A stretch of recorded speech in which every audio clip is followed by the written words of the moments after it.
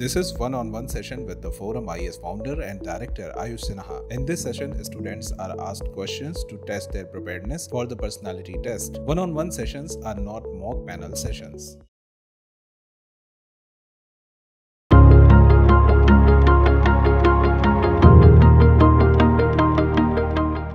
So may I come? Yes, please come in. Yes. When is the date of interview?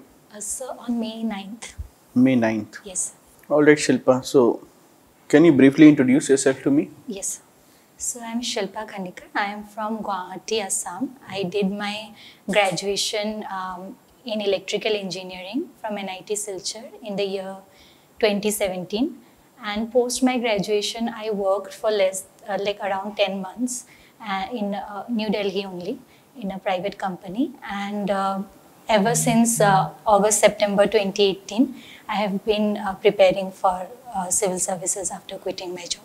Shilpa, why did you feel the need? Why did you quit your job to prepare for civils? Sir, actually, when I was working, when I got engaged, at that time I was thinking what I wanted to do, and civil services was not on my mind. But once I got some influence from friends and close relatives, so I started reading about the issues, and I got the curiosity to learn more. And I felt that I could do this, and I learned more along the way about the profile and everything. So at that time, I decided that I wanted to give it a full chance and give it a full try. And I felt that I needed a little bit of time, given I did not have that background. So I felt that I would need to quit my job. Shilpa, what is rare earth materials? So these materials are available in they're available in not minute quantities, but they're available in distributed manner in the earth. So extraction of those minerals become very difficult. Can you name some of them? I'm not recalling, sorry, sir. What is so much fight? Why is there so much fight over these rare earth minerals? They're useful in several sectors. Therefore, because of their scarcity of the materials, the demand increases. Which sector is consuming a lot of these rare earth materials? I'm not aware, sir. You are an electrical engineer. Yes.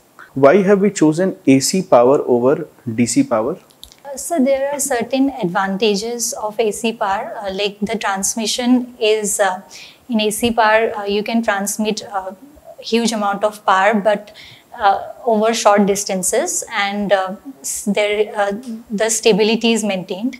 However, there are some disadvantages as well. Over long distance transmission, it becomes distortions are there, and therefore over long distances we choose DC transmission. My question is, why do we use AC power primarily? So because of the stability that it offers, and and intensity of power provided is greater. What sort of stability does it offer? So I have to read about it thoroughly. Have you heard of Tesla? Yes. Can you tell me few things about it? So the founder is Elon Musk. He's the CEO of the company, and they're engaged in different verticals right now, like cars and trucks, and as well as space and different sectors.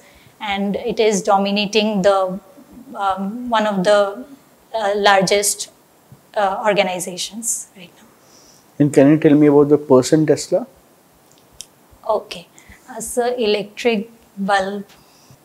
I thought electric bulb was by Edison. Oh, sorry, sir. Tell me, what are the major challenges before Assam as a state today? As a state, Assam is facing one of the major challenges is the recurrent issue of floods, and apart from that, we also face the issue of insurgency and violence in the state. And connectivity issue is another challenge. Apart from that, social sectors like health and health indicators are poor. Like the MMR in the state of Assam is the highest in the country, 229, and education, poor quality education, lack of employment, unemployment issue are some of the major issues in the state of Assam. So the flooding happens there. What is the reason behind the flooding? Yes, sir. Major rivers are in the state of Assam, like the Brahmaputra river and its tributaries. So there is shifting of the river course. One of the reason is that, and the dams and reservoirs that are there are diversion of water from that. Sometimes breakdowns also happen. And apart from that, it's the developmental process, and the drainage system is also poor, because of which the flood issue is not being able to be controlled. Otherwise also the financial condition of the state and certain areas are still to be tackled well, because of which the issue still persists, and recurrent rainfalls as well. So there is a species of rhinoceros that is found there. Yes. Which species is found there? A species, the Horn Rhinoceros, the exact scientific. Okay, so you are aware of Horn Rhinoceros. Yes. Can you compare it with any other rhinoceros that is found elsewhere in the world? How does it differ from it? Yes, sir. So the uniqueness is the one horn itself, because in other like Sumatran and Javan, they have two horns. So the uniqueness lies in the one horn of the rhinoceros. With respect to the size of the animal? Size is, I think, not very sure, but size is comparatively smaller. Have you heard of man-animal conflict? Yes, yes. What are the prominent man-animal conflicts that happen in Assam? Prominent one is elephant and man conflict. The increase in the number of elephants and encroachment on their habitat has led to man-animal conflict, as well as this boundaries that they set up are electrified boundaries. There are a lot of elephants are being dying. So this is a prime. Can you think and tell me, so there is also the conflict between the one-horn rhinoceros running amok in villages and even in towns, sometimes in Assam. Sorry. There is also instances of the one-horn rhino running amok in villages and in cities in Assam. Does that happen? I have not heard of that incidents. Okay. Villages, have you heard of it? No. Not rhinoceros, but yes, leopards and sometimes tigers. That is pretty common, because when I was in Digboy for some time, so we witnessed a tiger escaping from the habitat and entering into human areas. Can you compare and contrast the kind of damage that a rhinoceros that has run amok in a village will do versus the kind of damage that a leopard would do? Rhinoceros is a damage, as in, I think a leopard would not be able to commit so much destruction, but rhinoceros, I don't know how much damage they will do, but yes, there might be potential losses of human life and property.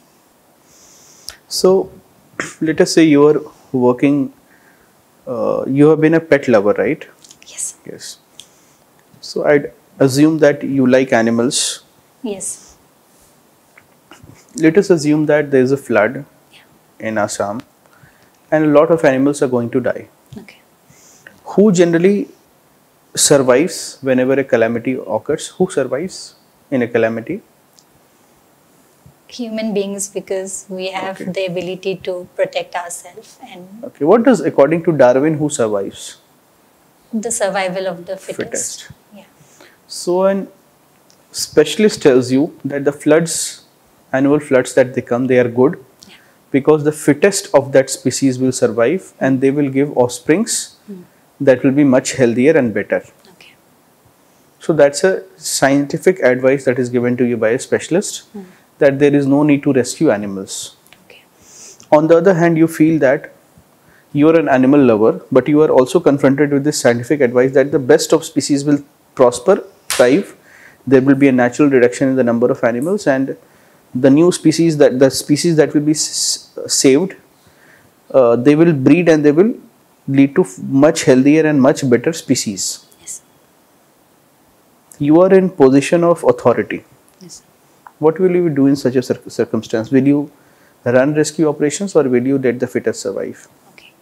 So we'll have to run rescue operations, because the survival of certain species is important for our environment and ecosystem, and leaving it to the fact that there will be a survival of the fittest might be a good suggestion, but in certain calamities we might lose huge habitats of important species, and therefore I think it is very important to run the rescue operation and not leave it to fate. What pets do you have? So I have 2 dogs. What species are they? What? Yeah. So one is a 14-year-old German Spitz, and other is a like rescued street dog. Okay. So there are some people who think that stray dogs, they should be fed on the in localities, and they should be fed and they should be taken care of. Okay.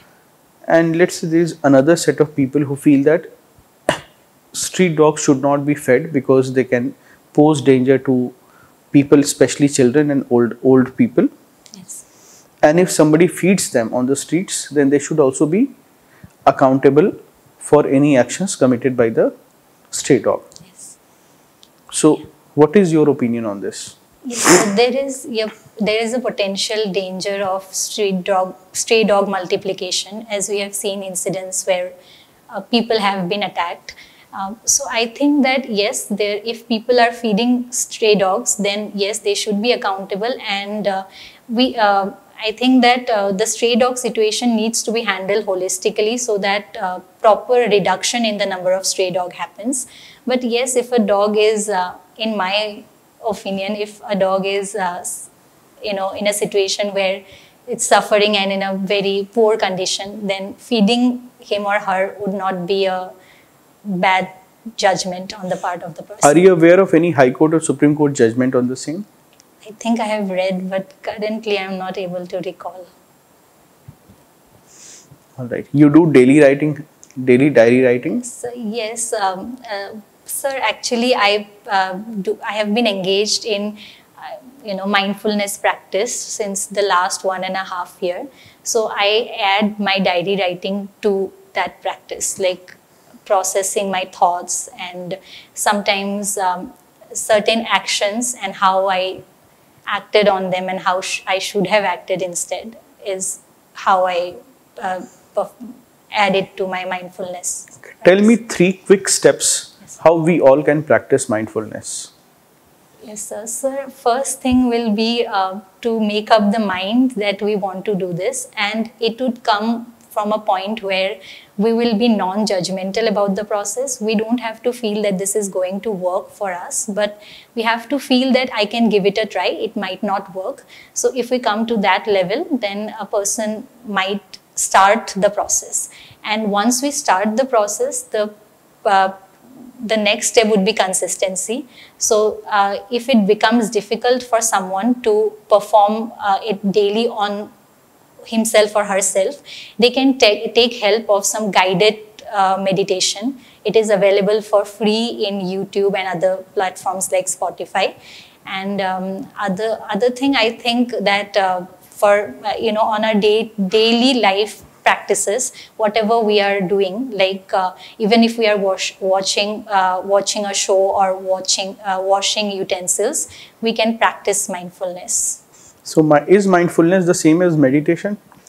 It is a technique of meditation. The focus is on being mindful and about what we are doing. How can we practice mindfulness during, let's say, washing utensils? Yes, sir. Actually, what happens during in our day-to-day life, when we are doing certain thing, we are actually thinking about something else and Even Yes, though so we are, now can you define mindfulness for me?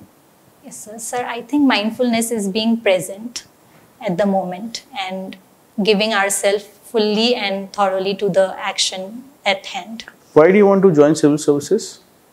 So my motivation was initially because of the curiosity to learn, and eventually I realized that the work profile and the opportunities would fit my personal preference, and therefore I felt like I want to contribute in whatever manner I could. All right, that's all. Your interview is over. Okay, thank you, sir.